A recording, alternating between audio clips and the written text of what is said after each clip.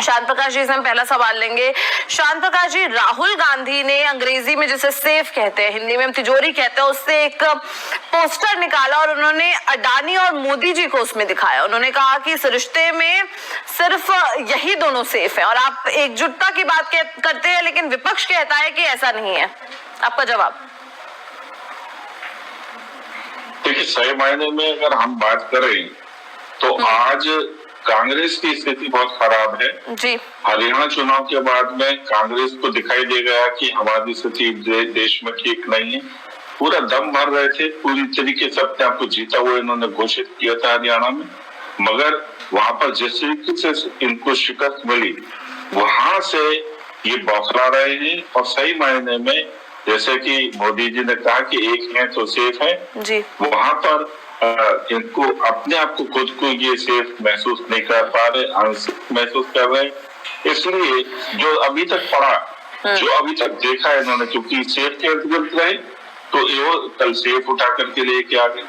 अब रहते कि आप एलओपी हैं, देश के प्रमुख विपक्षी हैं और आप इस प्रकार की बात डेवलपमेंट को लेकर के, डेवलपमेंट जो उद्योगपति कर रहे हैं उनके बारे में आप इस तरीके से बात कर रहे हैं कि मैं नहीं समझता कि देश की जनता जो है इस चीज को स्वीकार करेगी। आपको एक चीज समझना चाहिए, एलओपी है, आपको ये देखना चाहिए कि देश में तमाम जो विकास के कार्य हो रहे हैं उसमें बड़े उद्योगपतियों का ही सबसे बड़ा हाथ है। और उसमें अगर आप अडानी और अंबानी जिसमें लाखों लोग कार्यरत हैं और उसके प्रोडक्ट से जो है करोड़ों लोग जो है लाभान्वित होते हैं, सप्लाई करते हैं, कॉन्ट्रैक्टर होते हैं, बेचते हैं। इस प्रकार से ये एक व्यक्ति नहीं है, अडानी, अंबानी, टाटा, बिरला और तमाम इंडस्ट्री जो है ये एक व्यक्ति नहीं है, ये पूरे देश को चलाने वाला एक सिस्टम है और इंडस्ट्रियल सिस्टम है जिसका लाभ हर एक किसी को मिलता है। और उस पर जिस तरीके से ये विरोध कर रहे हैं पूरी तरीके से इनके वामपंथी लक्षण इनके दिमाग में है वो दिखाई दे रहे हैं, क्योंकि वामपंथियों का तो एक ही मकसद है कि किसी भी सूरत में तालाबंदी हो, किसी भी सूरत में जो है प्रोडक्शन रुके। आज राहुल गांधी जी उसी विशेष रूप से जो यहाँ पर देश के अंदर जो भर्ती हुए थे उसको बाहर पहुंचाने के लिए इस प्रकार के बयानबाजियां कर रहे हैं। क्यों आप केवल एक ही मकसद रहता है कि सभी लोगों को जो जितने इंडस्ट्रियलिस्ट है उन्हीं को टारगेट करना? स्वाभाविक बात है कि आप देश के अंदर जो डेवलपमेंट हो रहा है, विकास हो रहा है, उसमें उससे खुश नहीं है और जनता से महरूम रखना चाहते हैं।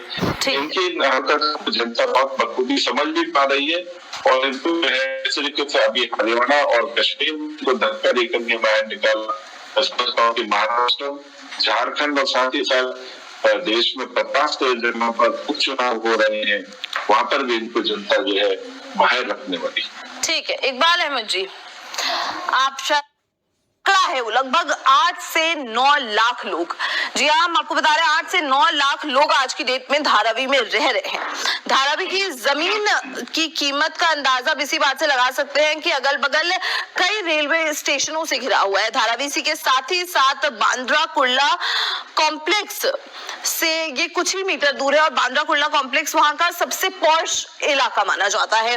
और इसी के साथ ही हम आपको एक और बड़ा अपडेट दे दें इस मामले से जुड़ा। 1980 में रीडेवलपमेंट के, धारावी के रीडेवलपमेंट का एक प्रयास पहले भी किया जा चुका है। इसी के साथ ही साथ हम आपको बता दें धारावी को डेवलप करने का प्रयास सबसे पहले 1980 में हुआ था, लेकिन ये असफल रहा। इसके बाद 2004 में महाराष्ट्र की सरकार ने फिर से इसे डेवलप करने की सोची, लेकिन ऐसा नहीं हो पाया, ये फेल हो गया उस समय भी। और उस दौरान ये फैसला लिया गया था कि 1 जनवरी 2000 से पहले जो भी लोग यहाँ रहते हैं उन्हें 3000 स्क्वायर फीट का घर सरकार की तरफ से फ्री में दिया जाएगा। ये हम आपको बता रहे हैं जब ये पहले प्रयास किए गए थे उसके बारे में। अब बाकी जगहों पे कमर्शियल स्पेस बनाया जाएगा, हालांकि ये भी संभव नहीं हो पाया। तो अब देख रहे हैं कि किस तरीके से जो धारावी को डेवलप करने के प्रयास थे वो असफल होते रहे। लेकिन अब एक सवाल उठता है कि पहला जो टेंडर था, हम आपको ये भी बता दें कि अगर हम पिछले आंकड़ों की भी बात कर रहे हैं तो हम आपको बता दें कि जो पहला टेंडर था धारावी का वो रद्द हो चुका था। इसके बाद 2018 में महाराष्ट्र की भाजपा शिवसेना सरकार ने एक बार फिर से इस पर काम शुरू किया था। जब ये भाजपा और उद्धव ठाकरे एक साथ थे, तब की बात हम आपको बता रहे हैं। उसके बाद दोनों शिवसेना दो अलग अलग गुटों में बटी, लेकिन तब शिवसेना एक ही हुआ करती थी। इस सरकार ने स्पेशल पर्पस का गठन किया और पुनर्विकास परियोजनाओं को सच एकदम जारी कर दिया। इसके बाद दुबई की एक कंपनी को टेंडर दिया गया, लेकिन रेलवे की जमीन को लेकर मामला फिर से अटक गया और 2020 में दोबारा से ये जो टेंडर था उसको रद्द कर दिया। लेकिन अब 3 कंपनियों ने भी बोली लगाई थी इस पर, क्योंकि बहुत बड़ा प्रोजेक्ट है जैसा कि हम आप सबको बता ही रहे हैं। इसके बाद 2022 में धारावी को पुनर्विकास के लिए फिर से टेंडर निकाला गया और इसमें 3 कंपनियों ने बोली लगाई। इसमें अडानी ग्रुप और भी साथ में 2 ग्रुप थे इनके। नमन ग्रुप ने टेंडर की शर्तों को पूरा नहीं किया। नमन ग्रुप एक ग्रुप था जो इस प्रोजेक्ट को अपने हाथ में लेना चाह रहा था, जो इस रीडेवलपमेंट प्रोजेक्ट पर काम करना चाह रहा था, लेकिन वो कुछ शर्त पूरी नहीं कर पाए थे, इसलिए वो इस टेंडर की प्रक्रिया से बाहर हो गए। और इसके बाद अडानी ग्रुप ने लगभग 500 करोड़ रुपए की सबसे अधिक बोली लगाई और इस प्रोजेक्ट का उन्हें काम मिल गया। तो ऐसा नहीं है कि प्रोजेक्ट भी डायरेक्टली अडानी को दे दिया गया था। 3 ग्रुप्स के बीच में बोली हुई थी, कुछ शर्तें थी,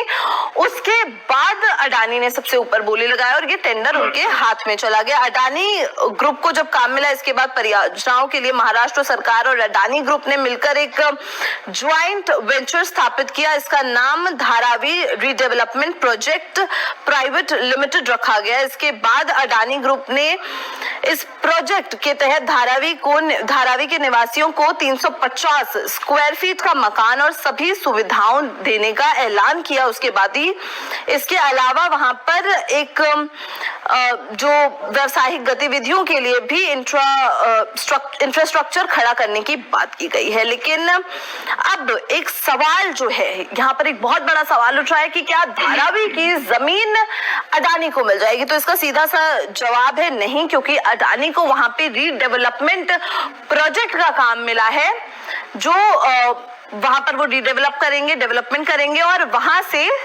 फिर अडानी हट जाएंगे और वहां के लोगों को वो घर, वो जमीनें वापस से सौंप दी जाएंगी। वापस चलते हैं अब हम चर्चा पर।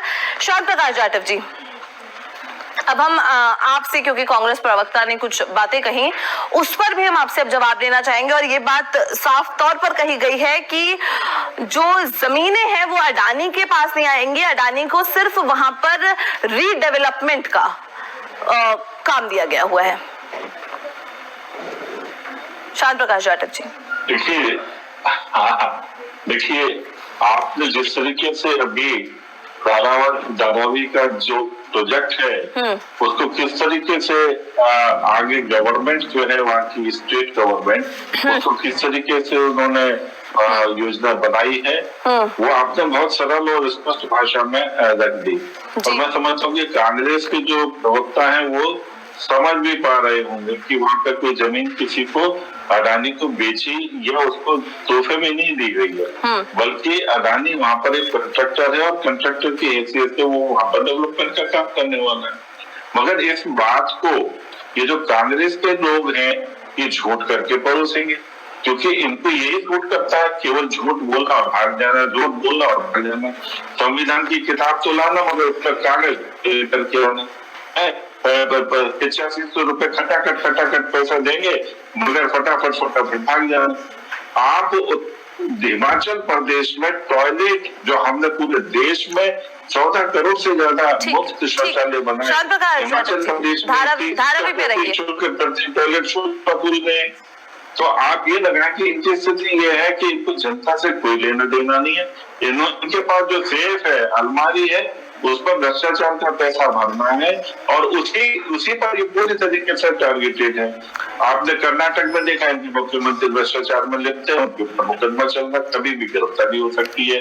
और उस मुकदमे के कारण इनकी मल्लिकार्जुन खड़गे भी अपने प्लॉट जो मुफ्त में आवंटित करा लिए थे, गलत तरीके से आवंटित करा लिए थे, वो बैगरस होकर के उन्होंने वो वापस कर दिए। आप जैसे पूछे कि वो वापस क्यों किए, ऐसी बात है कि उनके पास में वो अपने आप को सेफ महसूस नहीं कर लेते, वो अपने आप को अनसेफ महसूस कर लेते। ठीक है, इस वजह से, क्योंकि आगे जवाब देना पड़ेगा। इकबाल अहमद जी, ये पूरी तरीके से भ्रष्टाचार में लिप्त हमारा इंडिया एलायंस है, एलओपी हमारे उसके सूत्रधार हैं, और मैं समझता हूँ कि ये लोगों को केवल भ्रष्टाचार से मसला है, इनको किसी भी सूरत में। ठीक है शांत प्रकाश जी, शांत निकाला, उसके बाद उठा कि आप लोगों ने राहुल गांधी को फेक करार दिया।